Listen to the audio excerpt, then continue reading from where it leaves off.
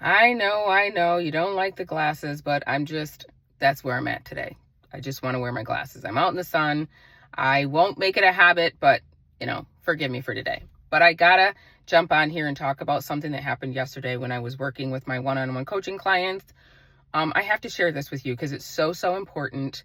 Um, did you know that if we're not creators, we are stifling ourselves mentally, emotionally, spiritually, physically, even?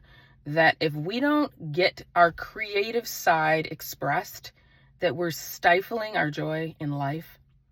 Guys, I had two fascinating appointments yesterday that created so much emotion when we kind of started peeling back the layers and we started like releasing some old trauma wounds and figuring out what we needed to address.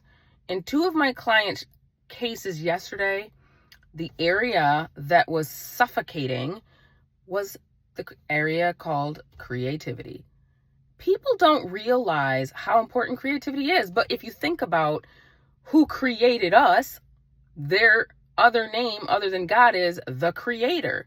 Well, if we're made in the Creator's image, then that means we got to create, or we're not going to be happy. We're not going to be fulfilled. We're not going to feel whole. We must find ways to create. The amount of emotion that came out of these women when we touched on the gift that they've been burying and hiding because of a traumatic event that caused them to put down their paintbrush, so to speak, it was unbelievable. When I was little, I used to be forced to sing.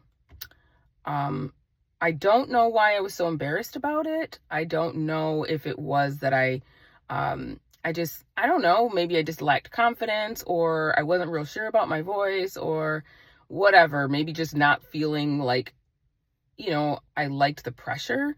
But I remember my parents would get out this microphone. My dad had a stand, and they had like an organ, and they had like an amplifier, and people would come to our house and they would have me just sing random songs that they would pick. I wouldn't even pick the song. They would pick the songs. And I remember feeling so self-conscious and kind of crazy. But over time, I came to appreciate that, maybe I'm not looking at this the right way, because everybody doesn't sing.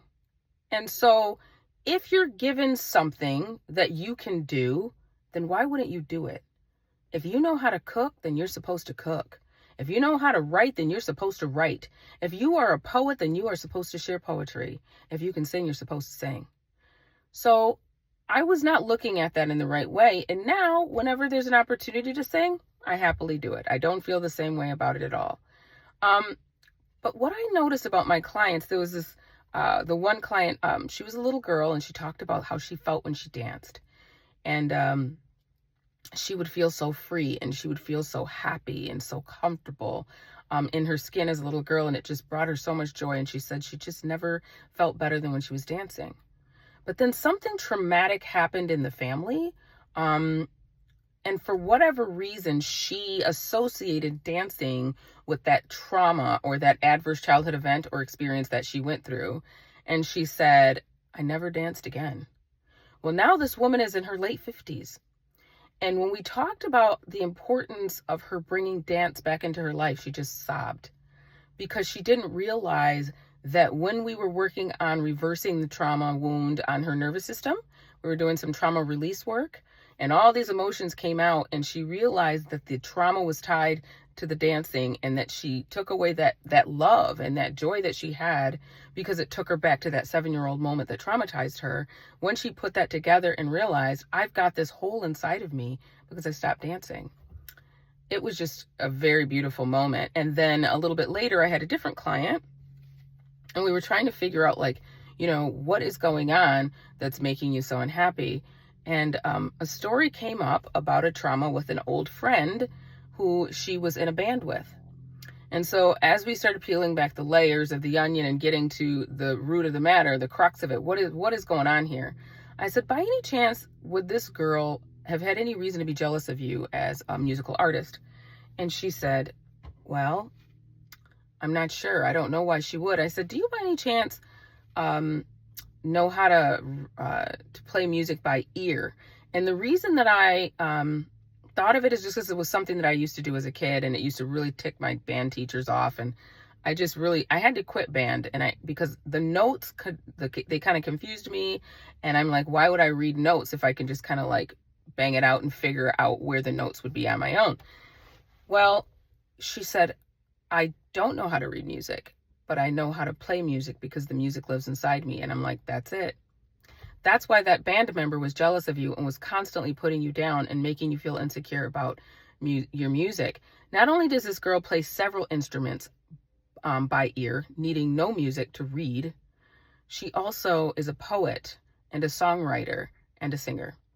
And she was so shut down by this girlfriend who was jealous of her that she put away all of her instruments and she never played music again.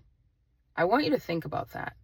Try to imagine burying a part of yourself that's alive inside. She said the words, the music lives inside me.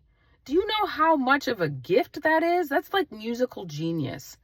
I knew a man who was in the Steel Guitar Hall of Fame, never took a musical lesson because the music lived inside of him to the point where he self-taught himself to play one of the most difficult instruments that there is to play, and he did it all by ear. He could pick up a guitar, play any song, never was taught. That is a gift. When you have a creative gift that lives inside and you don't express it and you bury it under a basket and you don't shine your light, you're not going to be happy, because we were made to create by the Creator. We were created to make things. We were created to paint and to sculpt and to sing and to dance and to write plays and to do whatever that lives inside of us. That's our gift. That's our genius. If you sit on that, you bury it, you stuff it somewhere, you're not going to be happy because you're not going to feel whole. And it became very apparent to me when I was working on these women and releasing the trauma wound, which would allow that love to create in these very specific ways, for them to give themselves permission to go back to their first love, these musical or dance talents, whatever it was, to bring those things back out again, to live fully. So I just ask you to think about this, and what is it that you are hiding from the world that you're good at? What is your secret talent? What is unique to you? What do you crochet without a pattern? Do you make your own designs? Do you like sculpt? Do you draw? Can you design a building that you can remodel on a napkin and then go in and make it happen and have a vision that nobody else would ever see?